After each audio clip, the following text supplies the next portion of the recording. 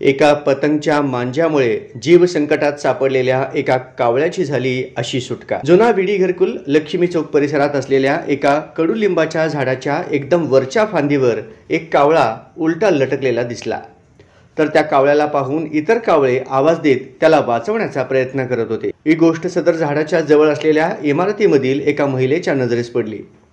त्यांच्या सांगण्यावरून बऱ्याच वेळेपासून तो कावळा आपला जीव वाचवण्याचा प्रयत्न करत होता, कारण झाडांच्या फांद्यामध्ये अडकलेला मांजा हे त्या कावळ्याच्या पायाला व पंखाला गुंडाळला गेला।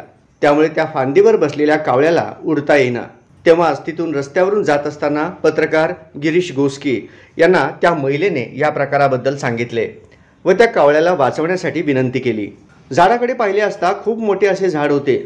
बाजूला असलेल्या इमारतीच्या 3ऱ्या मजल्याच्या गॅलरीमधून पाहिले असता तो कावळा अधिक उंचीवर असलेला त्यांना दिसला। मग टेरेसवर असलेल्या बांबूने त्या कावळ्याच्या पायाला अडकलेला मांजा काढण्याचा प्रयत्न केला, पण तो प्रयत्न यशस्वी झाला नाही। इकडे कावळा तडफडत होता।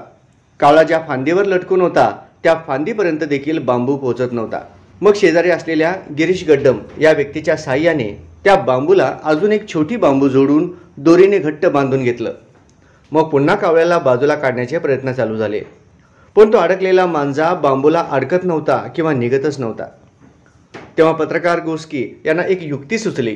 त्यांनी मोठ्या बांबूला जॉईंट केलेल्या छोट्या बांबूला एक ब्लेड अडकवला व तो ब्लेड बांबूच्या फटीमध्ये नीट फिक्स केला आणि अलगदपणे तो बांबू मांजाभोवती फिरवून ओढला।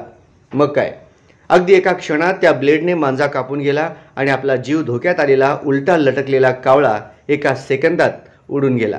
पाऊण तासाच्या अथक परिश्रमाने एका कावळ्याला जीवनदान मिळाले। यातच त्या कावळ्याला वाचवणाऱ्यांना जास्त समाधान झाले। हे वृत्तसंकलन केलं आहे पत्रकार व निवेदक गिरीश गोस्की यांनी।